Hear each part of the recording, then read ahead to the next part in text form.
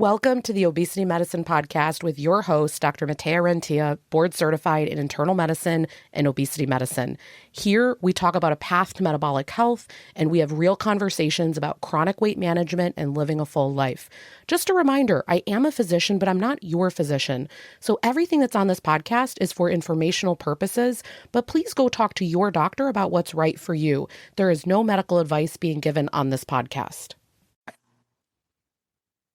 All right, welcome back to another actually special bonus episode. And I'm really excited today to have registered dietitian Gianna Beasley on. And just to give you a little bit of background here, everybody, why we're recording this episode at a way different time than we normally would. It's because there was a recent consumer report that has really been making waves. They tested 23 different protein brands and they found what I would consider alarmingly high levels of heavy metals like lead, particularly in plant-based proteins. Some of the levels were so high that they said don't even have a single serving a day. That was how the report came out. This is understandably causing a lot of concern for people because they rely on these products for nutrition, especially in my land, the GLP-1 land, where someone might be more volume restricted. And I know for me, sometimes I'm having 2 scoops of a protein powder, here and there, maybe not every single day. But when I saw that, it really made me start to question things. Now, I'm someone, I have a lot of familiarity with the supplement land. I know about third-party testing and all of that, but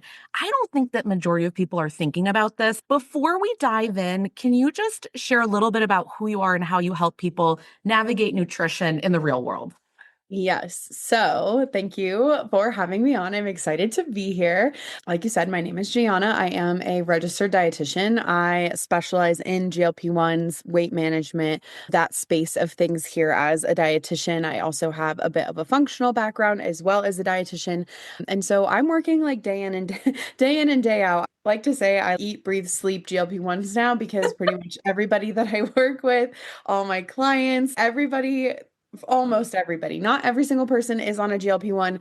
I have some people that aren't, but we're on a different kind of weight management journey or performance journey. And so this conversation, I think, is really relevant because everybody talks about supplements. Should I take a supplement? Should I not take a supplement? What should I use? How should I use it? And so I'm very excited to chat about this today because I talk all the time about how important it is to get a good quality supplement and ensure that you know what you're taking. And I feel like we're really going to dive into that Yes. today, which I'm so excited about. Okay, I totally can't wait because you have the perfect background too. Because I find if someone doesn't have some of that functional medicine background, they're not ever recommending any of these things. And people think that they can just be like, oh, go take a multivitamin. It's like, ooh, that's not really usually what I think is the case. So before we get into this, can we start out with really big picture? How, quote unquote, safe are levels of lead and other heavy metals actually determined? Who's setting these standards and how do these exposure limits differ between different agencies? Because when I was looking up things, there's a difference between the USDA versus Prop 65 in California. Can you just give us background on all of this? Yes. Oh my gosh, I would love to. I think this is a really big piece of what we've been seeing happen this week with people being like, oh my gosh, the sky is falling. And it's not, I feel like, as much as sky is falling as probably the article made it feel like for a lot of things, but also it's important for people to understand where things come from. I think it's really important that people understand where things come from. And so when we see big headlines and I'll give it to Consumer Reports, they laid out the different icons of things with the levels and they're telling you recommendations of how many times to have it. But what's important to know is there's 2 different numbers, but 3 different categories. In this report specifically, you have the Consumer Reports numbers of telling you how many micrograms per day is safe for consumption, which is matching what the California Prop 65 numbers are. And if anybody lives in California or has visited California, when you go into a store, I heard someone say this week that their apartment building has a Prop 65. Yes, it's on everything. It's on everything. And to me, that does make me giggle a little bit because that feels crazy, but also I don't go around licking walls. I don't know, maybe we need to give that disclaimer to not go lick the walls. So the California Prop 65 limit for that lead intake is that 0.5 micrograms per day. And so Consumer Reports is matching that Prop 65. But that does not match what the FDA says is our threshold for intake. So it's a little bit different where the FDA basically says for children, it's 2.2 micrograms per day, which realistically, when we're talking about protein powder, Most kids aren't having a protein powder, I would say. I Maybe, would say no, but kind of sometimes yes, because yeah, sometimes I make my son, I'm eating something, he wants the same thing. So I do like that you're mentioning the levels for kids as well, because I do think it can be it applicable. can go both ways. Kids, I would say every single day for the most part are probably not having a Right, protein shake of some right, sort. But right. occasionally they might. You might give them part of your protein shake, or like you might make them a smoothie and put some protein powder in it. Yeah, I feel like that also goes closer to as you're getting more into sports specific things and yeah. you're training in high school. I know every single day in high school because I was on the varsity swim team. I had protein powder in my smoothie every single morning on the way to school. The other level that's established, so kids or children, what's Mhm. qualified as children, 2.2 micrograms per day of basically safe intake of lead, which, just to be clear, nobody's going and chomping on actual lead, I know it okay? sounds scary. We're like, this is what is okay to have. Ideally, we'd have none. Yes. Real, and I think that's important to say, like, and I can't even take credit for this. I don't even know who I heard it from as I was scrolling through social media, doom scrolling this week, as I'm sure many of us were. I heard somebody else say, in an ideal world, we would have no heavy metals, but it's not actually possible to remove heavy metals because one of the biggest areas we find heavy metals or things like lead is in soil. Yeah, So your yeah. vegetables also have lead in them, but that doesn't mean you're never going to eat a vegetable. But for women of childbearing age, that's how the FDA defines it. It's 8.8 micrograms per day. I know that there are many feelings in the world right now about who do we trust? What do we listen to? I think what's important to understand about the FDA specifically and how they set these limits is they establish target blood levels that they want our target blood levels to stay below 3.5, and that's basically going to help protect our brain from lead. Oh, okay. So they're working backwards to Yes. assume that. Okay. And again, I'm not an FDA scientist, but from what I can tell you, from what I know as a dietitian, basically the FDA establishes that target blood level to stay below, and then they establish the lead intake reference levels for population risk. So they were 2022 is when they came out with the 2.2 micrograms for children and then 8.8 for women of childbearing age. And when we think of safety, we all want to be safe. Yeah. There's a tenfold safety factor incorporated in with the FDA estimating these reference levels would be correlated to that level in our blood or lower. And so it's still very precautionary. Now, some people might say, okay, well, you're telling me that I could have this much, but I want to have less. Hmm. Okay, fine. And that's your choice. But again, like food has heavy metals in it. You're saying that there's trace amounts in the soil, I'm assuming water, things like that. Okay, because it's the runoff. But my question is, what's considered a typical background level versus then when it becomes a problem? What actually are some of those levels that we're getting exposed to then with veggies and things like that? Yeah, so it's interesting actually. There have been some sweet potatoes, and this is not every sweet potato you eat. So nobody go throw all your sweet potatoes out in your house. I'm gonna go eat a sweet potato later, actually. I've been excited for it all week at this one restaurant I go to for sweet potatoes specifically. So nobody throw out their sweet potatoes. But there was one time where they actually found 16 micrograms of lead in some sweet potatoes. Obviously, that's on the high end of things. A lot of times it is. It's small amounts. And I think something very important, if we could get one message across to everybody, if you don't listen to anything else, usually the poison is in the dose and in the Mhm. frequency of which you're doing it. I think for the majority of us, unless you're licking walls or doing something really crazy, or maybe live in a really high risk area where you're only eating food that you grow on your land, yeah, you might want to check your soil to make sure you're not accidentally putting tons of lead in your food on accident. But for the majority of people, when we're looking at food sources and where things come from, fruits and veggies are not going to overdo it on lead. And honestly, in my opinion, for a lot of the protein powders that ended up on this list, we can see the plant-based protein powders were the highest, right? Out of kind of Is that because it's concentrated with the plant-based ones? yeah, yeah, but mostly because it's made from plants. That's what I'm saying is the origin of it. So then when you're kind Yeah, of so when you look at a non-plant-based protein, which I actually can only do plant-based because I'm allergic to cows and anything that comes from them, I am a plant-based protein connoisseur at this point. mm, Hit me up for recommendations for plant-based protein because it's all that I can have, and it makes me sad because there are some really good non-plant-based ones. So yeah. honestly, not even from a lead standpoint, but if you're someone who can tolerate non-plant-based protein, because I feel like like sometimes people are like, oh, plant-based protein is better for you. Honestly, if you like a protein powder and you can tolerate whey protein, have the whey protein. Especially if then lead is something that you're worried about, you are going to find higher levels of heavy metals and things like that in plant-based items. And there are some really good non-plant-based protein shakes out there. I've given myself blinding migraines and made myself very sick trying them because I have FOMO. I want to try them. What is it like I to have plant know. protein? I don't I know. know, I know. I'm on the flip side where I'm even a vegetarian. And so I always thought, oh, I should do the plant-based proteins, but just the taste is not there for me. And I really want to be behind it, but I just can't get behind the hemps of the world. Just for me personally, and because I can tolerate the whey-based, I'm going to do it. But I hear what you're saying. I have some people where their stomach just, they can't handle it. They're like, that migraine's what you're talking about. I like that you're saying it's a discretionary thing as far as looking at it.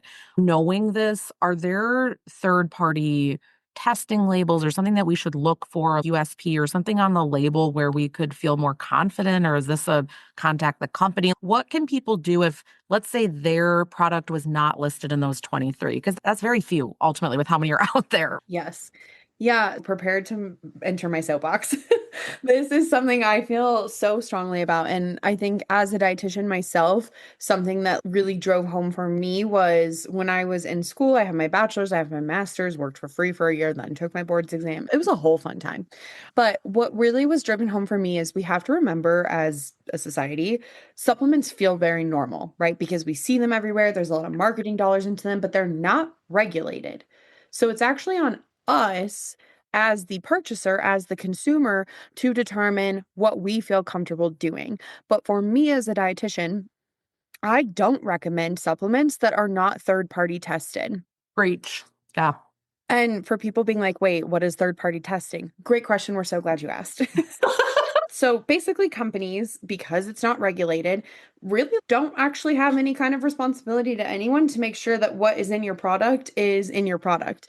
And I don't know if you saw this, it was earlier this year, I think. I don't know. Honestly, the last 5 years have blurred together. There's been a lot of breaking news in the past few years, right? With different Yes. companies and stuff. Yeah. Yes. Well, I don't typically recommend buying supplements or vitamins from Amazon because, and we saw data on this earlier this year that I don't remember the exact number, but I want to say it was close to 70% of supplements that were purchased were not actually what they said they were. So if Yes. you are going to purchase from somewhere like Amazon, you want to make sure you go to the actual brand store on Amazon where you know it's coming from the brand itself and not like a middleman. But do you know, even with that, okay, you're purchasing from, you think it's the brand, right? But if there's an Amazon fulfillment center, I only know this because I have a lot of patients that have worked. I live in Indianapolis and we have really big fulfillment warehouses here. So when they do picking, they might be trying to go for the name of that product from that company, but then they get it from a third party seller. They don't even realize it that they picked it from the wrong lot. So it can still be a problem. So I'm a fan, I like you use said, the as well, of brand not using. directly. Yeah, Some I know. people I can't sway on it and they're set on using Amazon because they want it the same day. And I'm like, okay, if you say so. But for me, I don't buy my supplements from Amazon. I Yes. smack my mom when I see her vitamins in the Amazon shopping cart and I initiate a return for her and then Yeah. go buy it from the brand directly. Yeah. I love you, mom, if you're listening to this. But I think it's important that we know because there's a lack of regulation, it's on brands to basically choose, do we take on that financial cost of testing everything that we're making and having that report available for people to see what we say is in this product is in this product.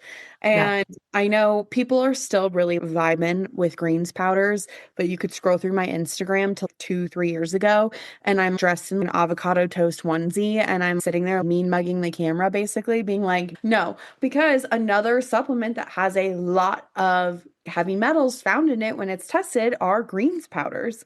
And for me, I don't think a greens powder is worth any kind of heavy metal contaminant a lot of the time, but neither here nor there. We want a brand to be third party testing so that they can prove what they are saying is in their product is actually in their product. And then you can go further than that. And there's two different certifications. I feel like the most commonly known one is actually the NSF certified for sport. A lot of people have probably seen that NSF. And then there is the USP, which I feel like people will probably recognize more from Nature's Made. Maybe it has it on their labels and stuff. But so both of these are additional, basically testing verifications that Each of them have different qualifications and standards. I lean more towards brands that have the NSF certified for sport because I do work with teenage athletes. I do work with college athletes, things like that. And so the nice thing about NSF is basically they have to take certain steps to be certified. So they first have to have their good manufacturing practice certification, which basically says that the product is being manufactured, packaged, and stored in a facility that's being audited annually or biannually. It's Yep. complying with federal regulations for supplements, functional foods, all that good stuff.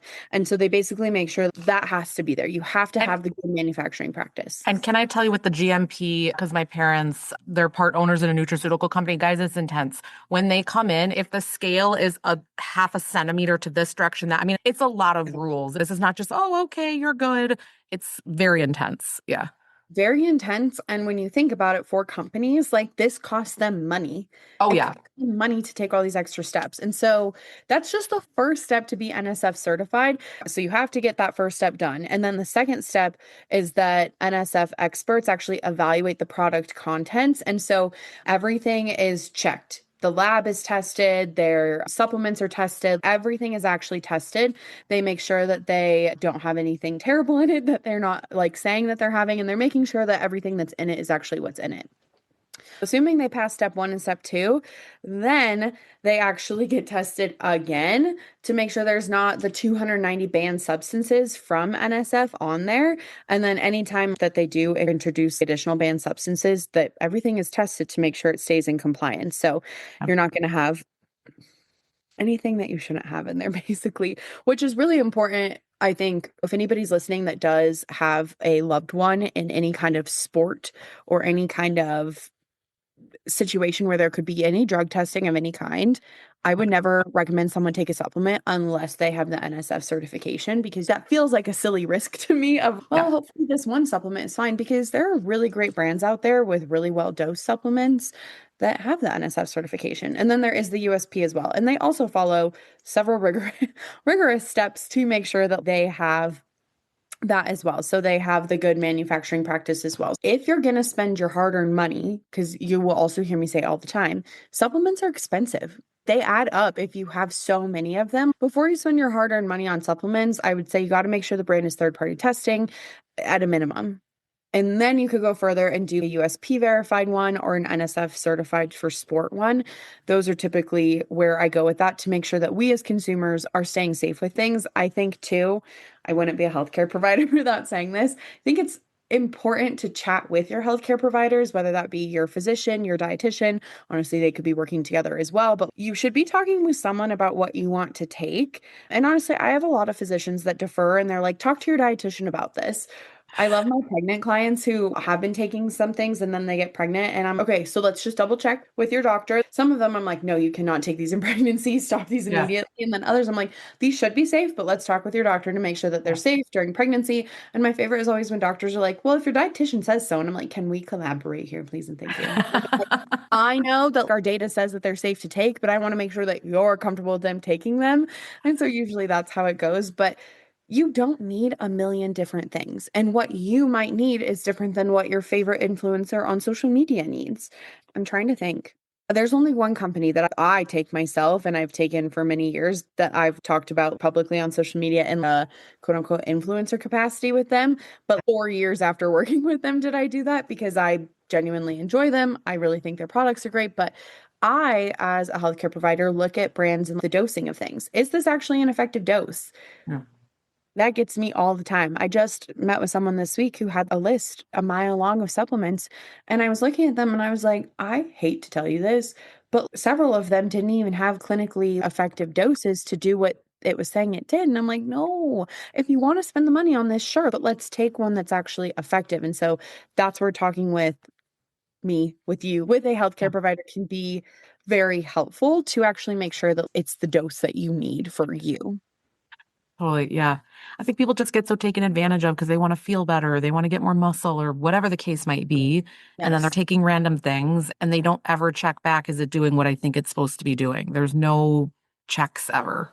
Yeah, I do that all the time. I'm like, so did you notice? They're like, well, I started taking this because I saw somebody say that I could try it. And then my doctor said that they didn't care if I tried it. So I started it. And I'm like, okay. And did you notice anything change? And they're like, Honestly, I don't know. Okay, well, do you want to keep paying for it? And they're like, well, if it works. And I'm like, okay, so let's stop taking it and see if you notice a difference. I notice this specifically in the realm of gut health a lot, where people will just take random probiotics or things like that in capsule form. And I'm like, I hate to break this to you. But a lot of these are not actually doing what they say that they're doing. So if you want to take one or if you really feel like it's helping, great. But for a lot of people, they're like, well, I don't know, I just started taking it. And I'm like, mm, do you want to not take it? If we stop taking it and you notice a difference, okay, for sure, we can add it back in, great. But if you stop taking it, you don't notice a difference, do you want to save your money? I would like to save you money. So, what do you think if people hearing this report that there are some products of higher levels than others? How are they supposed to navigate that? What are they supposed to do?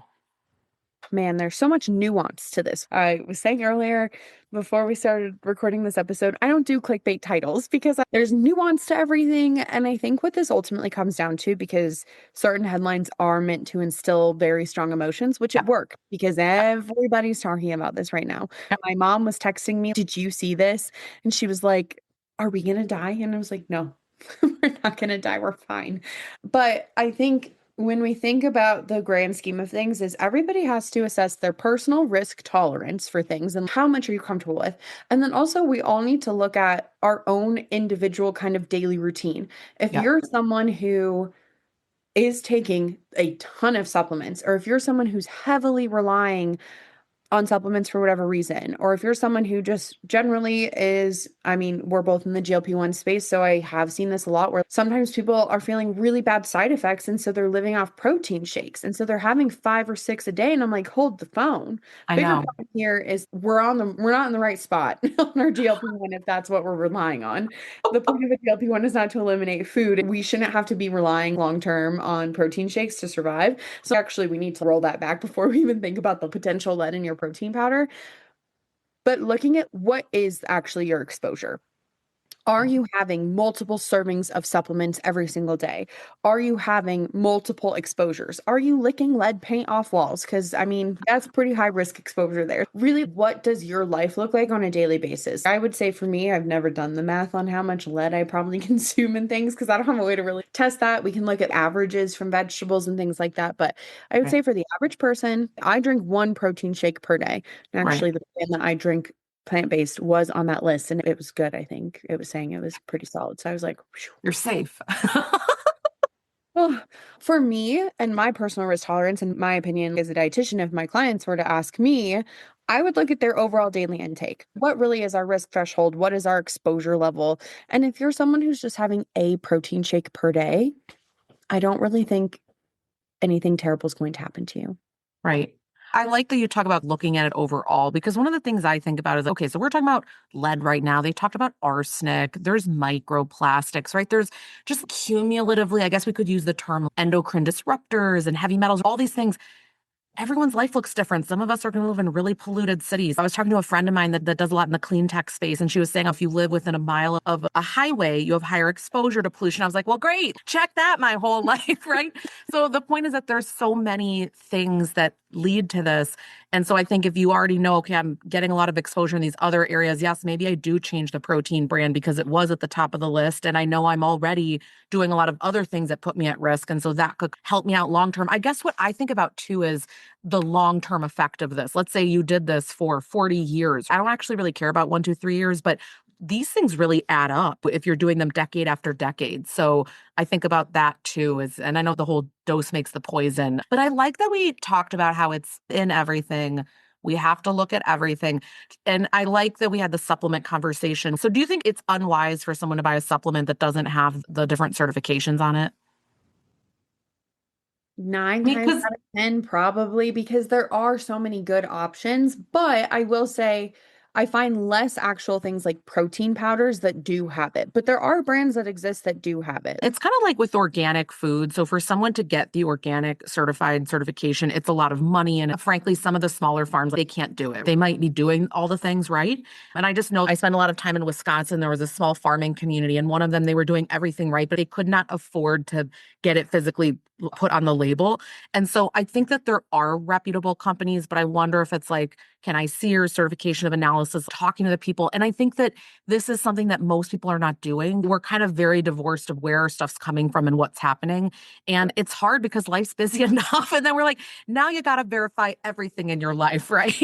Now, please take the additional time to fill out the contact form on the supplement brand's website. I think that's it too. We are buying a product. So, as a consumer, we are allowed to ask the brand, hey, can I see your last testing to show that there wasn't anything in here that you guys were saying? And realistically, I like to think about this from a business standpoint as well. If a brand knows that their product is contaminated, they're not going to put it out on the shelves because that is a lawsuit waiting to happen I to any know. company. I don't think there's malicious intent. Like, if it comes back that there are high levels of lead in their product that pass the threshold of what's considered safe, they're not going to then put that pallet out. Or if somehow something happens to it and they find out about it, they'll pull it, right? And so it's important to we are living in a weird time with food safety and things like that right Oh, now, I know. where we are not seeing the same level of public awareness around recalls for foods. And so we also need to be very aware of consumers to proactively keep tabs on, is there a recall on this? Actually, that goes for all food because the chicken that you buy, the fruit that you buy could be contaminated. It could have a pathogen that you don't want to be eating. And we aren't getting that news as publicly as we were a couple years ago. And so I think we should be very comfortable as consumers. If someone were to come to me thinking about working with me and be like, can you show me your license? Can you show me your certifications? I Right. can. I can back it all up. I can give you all the info. You Yeah. can verify. You could call the university and verify that I went there if you really wanted to. Right. Could not show you where my degree is because I lost that. I lost that actual piece of paper. But I have the transcripts and I have the license and all that good stuff. But it's the same thing. If someone was coming to me to invest their money in my service, it's the same Yeah. thing as if I was going to purchase this product, I could ask them and they should be able to provide it. And I would say if a brand is not willing to provide their certification of testing to you, I would Yeah. not spend my money on them. That I'm glad that you brought this up because I too have a certain company that I've really liked a lot of their stuff for years, their protein powder and such. And I literally, when all this came out, I was like, I knew that they had been testing because years ago I had already looked into it and what were the macros correct, because some people do nitrogen spiking and stuff. But then I recontacted her and she's like, here's the report. Awesome. That was 2 seconds, right? 2 seconds to find that out. So I like you're giving people permission, just shoot the email. I'll never forget there was a company that was on Shark Tank and oh God, I won't say the name of it, but they had a better for you donut thing. Nowhere on their website were the macros. And I was like, how is this possible? Now, it turned out supposedly it was summer, but I was killing myself to try to find it. So I had emailed them and they let me know. But you just need to reach out sometimes. It's like, it's Yeah. not And obvious what's happening. Yeah. no. And I will say, I have noticed probably because more and more people have been saying, and obviously I live more in my bubble of being a dietitian, and I see other dietitians saying you should make sure things are third party tested. But I have seen brands now actually start to keep it in the footer, maybe is Yeah. the official Mhm. website, Mhm. where you can actually click and see the latest reports that they've I think done, it's where it's great. just Yeah. publicly Yeah. available. You don't even have to ask. But you Yeah. guys ask. I mean, ask nicely. Don't be like, I demand you show me this in a mean way and be like, hey, I'm thinking of investing my money in your product. Could you provide me with these tests to certify that what you're saying is in here is in here? Completely, because with these supplement brands and stuff, it's very proprietary where they're getting their stuff sourced from. It's coming from different countries, different places. And again, if they're not testing all these things, I'm telling you, knowing the back end of these things, they are random as can be. And so you want to know this stuff. So, do you think there's anything that we didn't talk about today that would be important kind of along these lines? I know we covered a lot, which I'm very grateful for. Man, that's a good question. I think the one plug I will say as a dietitian, we should aim to get the majority of our food from food, not What? supplements. Yay! I- Like I said earlier in this episode, I do drink a protein shake every day because I am currently someone who's throwing my body out of bed at 7 a.m. and starting work. Life is crazy right now. So I'm Yeah. working 12 to 15 hours a day. And I literally, my eyes open, I get ready for the day in 10 to 12 minutes exactly. I've timed it at this point. And so for me, I start my day with a protein shake because I'm throwing my body into what I'm doing right now. That's not a forever thing. And so I Yeah. also think too, just know that there are seasons of life where you might have to use a supplement a little bit more frequently, but Yeah. also supplements are not meant to be long-term protein powder specifically. We want food. We Yeah. want food, you guys. When people ask me about our greens powders, I'm not a huge fan of greens powders. Do I think it's going to take you out if you take one? No, I don't. But also, it's not replacing fruits and vegetables. So if that's why you're taking it, that's not actually going to do for you what fruits and vegetables do. And I tell you, I'm so glad that you brought this up today because I've never been a fan of these greens. I don't understand it. I'm sorry, on many levels, I don't get it. If you needed it, I can't think of any justification how you couldn't get it in another way or even a multivitamin. It's like this random powder that you're sticking in things. I just don't get it at all. It also just to me tastes like dirt. Yes. Like, That was the I one guess kind of time makes sense. I think I talked about this, but this was way back in the day. Some of them have always reached out to me to want to be on the podcast or whatever, but I just can't get behind it. And so then I can't do it. Yeah, and like I said, I'll be so honest, and I say this all the time, and I also think that this is important when people are like, "Oh my gosh, well you said 5 years ago that you would never do this." And I'm like, "Right, well then new data, new evidence, new science came out that I'm like, okay, Yes. I I've you know always what? say this. I've I say learned this to more." people. Yep. You listen to me today when people say, I went back and listened to all the old podcasts. I'm like, because I don't know what I said years ago. Oh my gosh, I don't even remember what I said 2 months ago at this point. Life is moving so fast. But I know that I, as a dietitian 5 years ago, was like, absolutely nobody should ever touch like a greens powder, for example. And now I'm like, you know what? If it's something that you have the expendable income for, if it makes you feel good, I'm still going to tell you you need your fruits and vegetables. But also, I think the biggest thing that I say all the time, I want to put this on a t-shirt or a hat. Supplements are supplementary. They're not meant to completely replace things 99.9% of the time. For them to do all the magic that they can do, having a really well-balanced diet is going to be key for that. So it's not, oh, take a multivitamin and never eat fruits and vegetables again.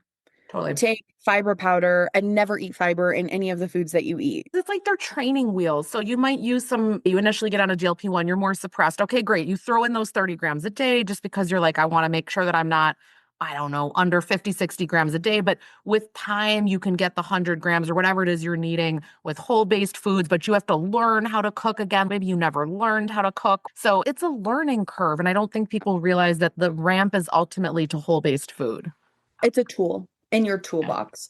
Yeah. And just like any tool, it can be misused. So you can misuse it in ways that are not serving you long term. I like to use the toolbox analogy because I have some clients that like track their food intake, and then I have some clients that don't.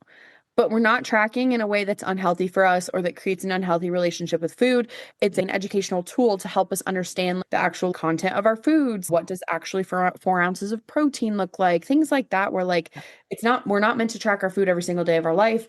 And we're not meant to use supplements to replace things forever and ever. There are some really great ones. There are some things that we've seen, and I don't want that to be taken from this where they're like, oh, well, no supplements ever. No, I have a lot of women with PCOS, for example, that I work with, and a lot of them really have benefited from using things like inositol regularly. And so there's time and a place. But for protein powder specifically, for kind of some of those bigger ones, I always like people to remember that companies put a lot of marketing money, a lot of marketing dollars into what you're seeing. And so if you feel like you're seeing a certain brand a lot, you're getting targeted by ads. They're listening. I literally just said a brand to someone the other day and I was like, have you heard of this? And they're like, no. And I was like, well, sorry in advance because it's all you're going to see now. Yeah. And literally, I got a text message 2 days later being like, every four things that I swipe through on Facebook, it's like an ad for this company. And I'm like, Totally. sorry, sorry. Totally. But we can use them responsibly. They can be good. I don't genuinely don't think that like people need to worry, even with the consumer reports, like the ones that they were saying had the most lead in them are still technically below the FDA daily limit. Now they are higher up there for sure, but also what is your overall threshold and how much of it are you having? And if you're Yeah. really worried, you should work with a doctor and a dietitian to actually look at your overall threshold. If thinking about your overall intake and seeing where you land on that scale is really overwhelming to you, have a professional do it for you. I Yeah. do nutrient analysis all the time, and I'm like, let's look at this. Where are we at? You have no potassium in your body. We should really focus on fixing that. Potassium is always the one where I'm like, so we intake no dietary potassium. We should fix that. By far, the one thing I see the most across the board is we don't eat potassium. So PSA, everybody go eat some potassium. What would be some potassium rich things? What are people not eating? Okay, so I feel like every time someone is like, "What has potassium?" Or if I ask that, people are like bananas, and I'm like, I mean, you're not wrong, but that's actually not even one of the highest things that have potassium. So things like spinach, your avocados, sweet potatoes, regular potatoes, apricots, oranges, a lot of those actually have leafy greens. Your dark leafy greens are going to be good sources of potassium as well. This goes back to people not eating enough fruits and vegetables and fiber regularly, which is my current soapbox in my daily life. This is actually so funny that we're talking about this because I've been orange obsessed recently, which is very abnormal for me because I am not an orange person, okay? But I've been getting every week 12 oranges at the store, which is, again, crazy pants. But it's fun. And I do that and avocados, so I'm okay. But maybe I was low on some electrolyte. I'm a really big fan of your body tells you what you need. Not super, we're like 100% intuitive, but sometimes it's like, why is it that suddenly I'm wanting these oranges, you know? And so, anyway, this is funny that you're bringing this up. Maybe it was potassium. Maybe your body was like, hey, want to throw some potassium my way? Because honestly, a lot of us do get enough dietary sodium in through our diet naturally. And I am that dietitian that could put salt on a plate and lick it off. I love salt. Yeah. Don't Yeah, know sounds why. great. I actually didn't growing up. I haven't figured out why that changed for me in like the last 3 years, but you can do micronutrient testing. I'm sure you've done that with some of Yeah. your clients as well. But when I look at when I look at my micronutrients, I'm also that person that's like, oh my God, there's not enough potassium in my diet. I'm deficient. And I am eating a lot of these things, but I just with my body. And I think this is important, Yeah. everybody.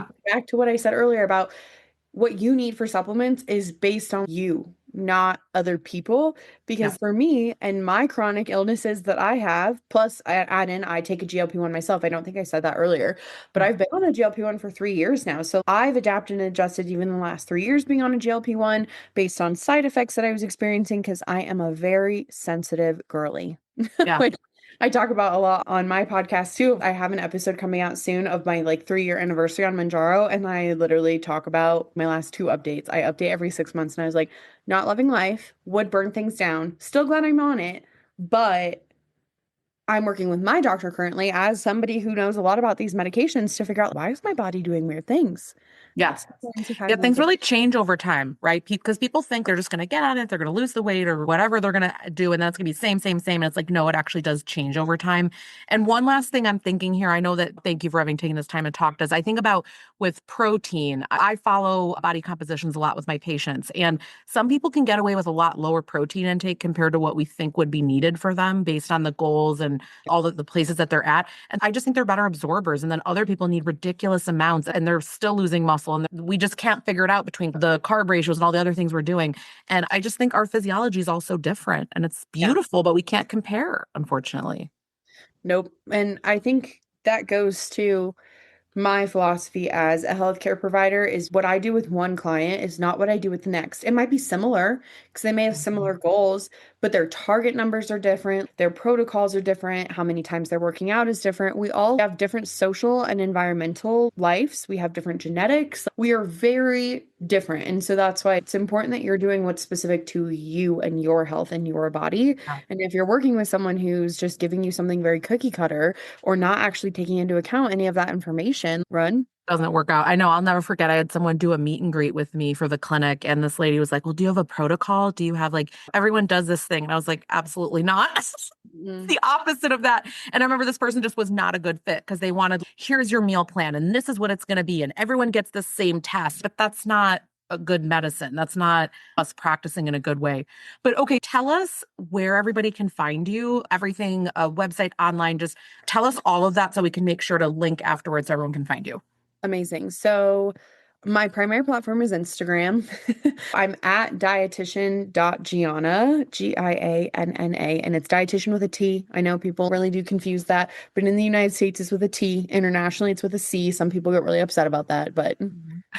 doesn't matter to me. But you will not find me if you type it in with a C. If you spell dietitian wrong, I factually will not show up on your social media. So it's dietitian.gianna on Instagram. It's the same handle on TikTok. Maybe without a dot. I'm honestly not really sure. I am on there, but I will be honest, I'm more fun on there of like, this is my life, not this is good, fun content. I have a book that's out in the world called The GLP-1 Solution. You can get it everywhere. You can do it paperback, audiobook, ebook, all those fun things. I'm listening on Audible. It's amazing, guys. Go download it. It's awesome. Thank you. You know what's so funny? I didn't know it was going to be an audiobook. And then when they told me it was going to be, and I got to rank the narrators, the person that ended up narrating it was my number one. Last night I had to explain to my dad what an audiobook was. So we went over, we just went over that literally I last was night. going to ask you if you got to pick the person because I saw that you didn't read it, which I know it's a whole can of worms to do that.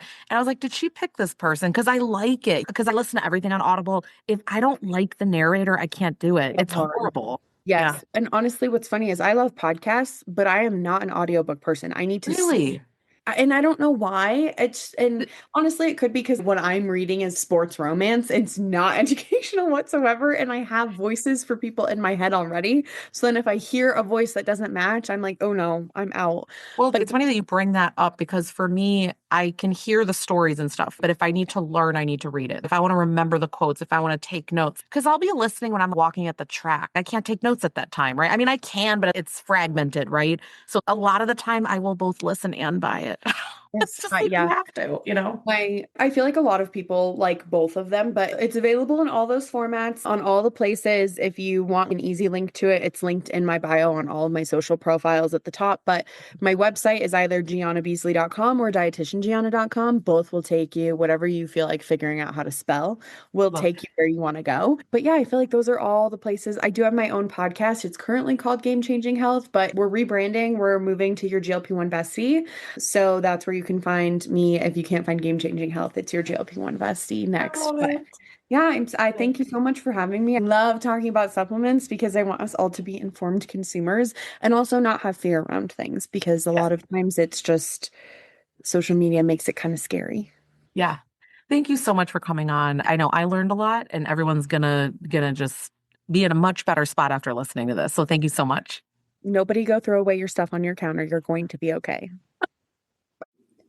That marks the end of today's episode. But if you're newer to the podcast, I want to tell you about something that we have, and it's a free podcast roadmap. So this is perfect for any of you that are listening where you want to be directed to very specific episodes. So let's say that you are just starting out and you want to know, what should I do right when I start on the medications? Or you're experiencing certain side effects on the GLP-1s, or you want to know what to do if you're in a plateau, or if emotional eating is taking over, or if hunger levels are high. So we have many different categories of episodes that we've talked about because there's a lot at this point. So if you want to be able to navigate that very easily, we have it broken down by category and also the episodes that are there, and we hyperlink to everything. So you can just click on it and find the episode, easy peasy. If you want that, you can go to rentiaclinic.com/podcast roadmap. We'll have it linked right here underneath the show notes where you're listening. And you can go ahead and get that free resource so that it makes it easy for you to navigate, because I know that it's really hard when someone has an established podcast. I am such a podcast fiend. I'm listening to podcasts all day long. And when I find one that I love, but there's a lot that are out there, I am so lost. So I hope that you enjoy this free podcast roadmap. Again, the link to get to that is going to be rentiaclinic.com/podcast roadmap. I hope this is helpful, and let me know if you have any questions.